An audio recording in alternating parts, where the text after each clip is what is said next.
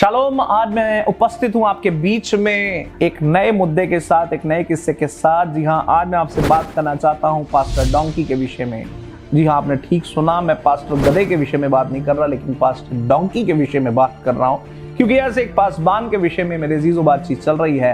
जो व्यक्ति यहाँ से, इंडिया से लोगों को यूएस भेजता है ताकि वो उनको इलीगल तरीके से, जैसे डोंकी कहा जाता है कि डोंकी लगाकर वो लोग इलीगली दूसरी कंट्री में एंटर करते हैं, ऐसे व्यक्ति के विषय में मेरे अजीजों में आपसे बात करना चाहता हूं।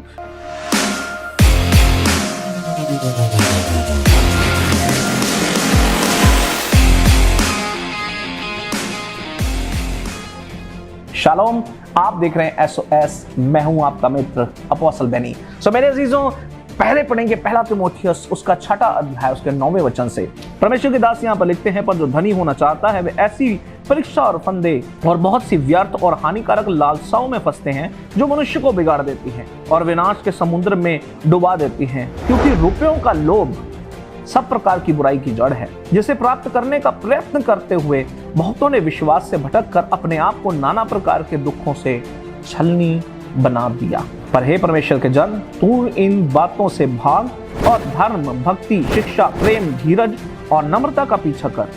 विश्वास की अच्छी कुश्ती लड़ और उस अनंत जीवन को धर ले जिसके लिए तू बुलाया गया है और बहुत से गवाहों के सामने अच्छा अंगीकार किया था। मेरे अजीजों, ये है वो वचन जिसके द्वारा संत पौलुस अपने शिष्य तीमुथियुस को वो शिक्षा दे रहे हैं कि भाई, तुझे धन का लोभी नहीं होना है, तुझे इस प्रकार की व्यर्थ बातों के पीछे नहीं लगना है, अनर्थ बातों के पीछे नहीं लगना है जो मनुष्य के चरित्र को बिगाड़ देती हैं, हानिकारक हैं, जो अलग अलग रीति से हमारे चरित्र को एक्सप्लेन नहीं करती। आज क्रिश्चियनिटी सफर कर रही है कुछ ऐसे लोगों से जिनके विषय में मैंने जस्ट अभी आपको बताया। जी हाँ, पास्टर डोंकी जो कि यहाँ से लोगों को भेजते हैं यूएस में या किसी और कंट्री में, और वो भी इलीगल टर्म्स पर। अब सोच कर देखिए, ऐसा व्यक्ति जो अपने आप को पासबान कहता है, लोगों को इस प्रकार से भेजता है, क्या वो लोगों को खुद मौत के मुंह में नहीं भेज रहा?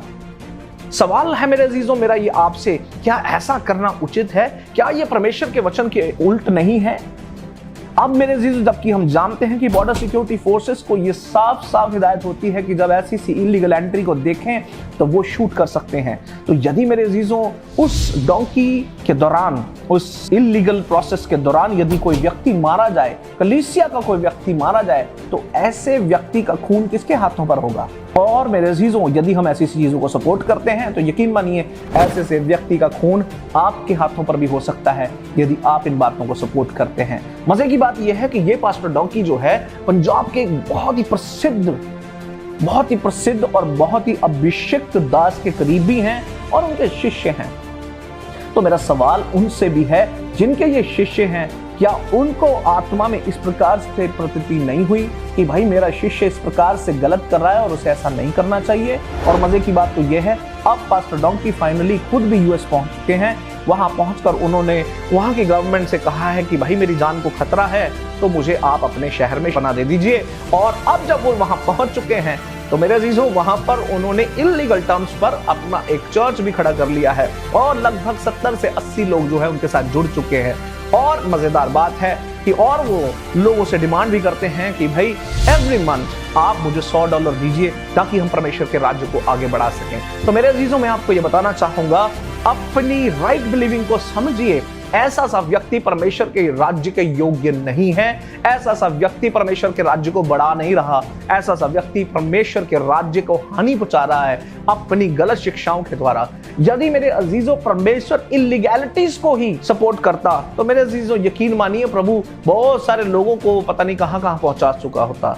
गलत बात की सपोर्ट करना मेरे अजीजों हमारे देश के कानून के खिलाफ है, दूसरे देशों के कानून के खिलाफ है, और सबसे बड़ी बात स्वर्ग के कानून के खिलाफ है। तो मेरे अजीजों, इस सवाल के साथ मैं आपसे अलविदा चाहूंगा और मैं पूछना चाहूंगा, क्या आपका ज़मीर अभी भी जाग रहा है? यदि जाग रहा है तो ऐसे से व्यक्तियों के साथ जिनको हम कलीसियाओं में देखते हैं या कलीसियाओं के ऊपर देखते हैं, ऐसे से व्यक्तियों के साथ चाहे फिर आपकी कैसी सी भी रिलेशनशिप क्यों ना हो, वो आपके कितने करीबी हैं, आपकी उनके साथ बड़ी गहरी बातचीत है, बेटर है इन लोगों से किनारा कीजिए और लोगों को सतर्क कीजिए कि ऐसे लोगों के साथ मिलकर उन लोगों का कोई फ्यूचर नहीं है, क्योंकि कलीसिया के भोले भाले लोग मेरे अजीजों इस समय उस प्रकार से हैं कि ऐसे से चरवाहों के द्वारा ना सिर्फ उनकी ऊन कुतरी जा रही है, परंतु मेरे अजीजों ऐसी सी भेड़ों की खाल तक नोची जा रही है। तो मेरे अजीजों, हम मूर्ख ना बने।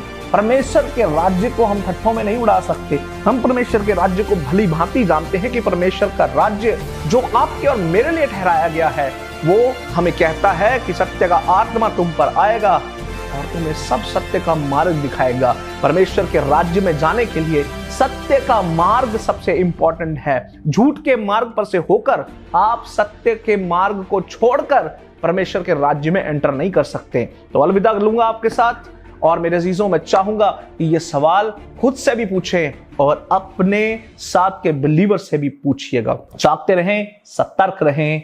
शालोम।